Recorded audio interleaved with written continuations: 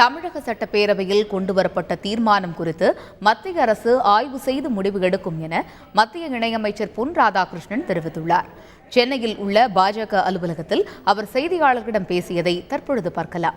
தமிழக அரசாங்கம் தன்னுடைய கருத்தை தெரிவித்திருக்கிறார்கள், தீர்மானத்தின் மூலமாக தன்னுடைய கருத்தை தெரிவித்திருக்கிறார்கள். இது குறித்து ஆய்வு செய்து முடிவெடுப்பார்கள். அங்கிருக்கக்கூடிய நமக்கு என்ன லாபம் என்பதில்லை, ரொம்ப தெளிவாக சொல்கின்றோம்.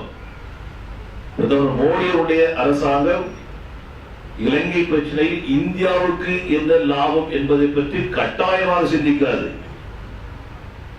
நம்முடைய கவலைகள் முழுக்க முழுக்க அங்கிருக்கக்கூடிய தமிழர்கள், அவருடைய உரிமைகள், சம அந்தஸ்தோடு கூடிய வாழ்க்கை, இதை பெற்றுத் தருவதற்காகத்தான் யோசிச்சுட்டு அந்த நலனை மனதில் கொண்டு முடிவெடுப்பார்கள். மேலும் காவிரி விவகாரம் குறித்து செய்தியாளர்கள் எழுப்பிய கேள்விக்கு பதிலளித்த பொன் ராதாகிருஷ்ணன், தேவைப்பட்டால் காவிரி விவகாரத்தில் மத்திய அரசு தலையிடும் என்று தெரிவித்தார்.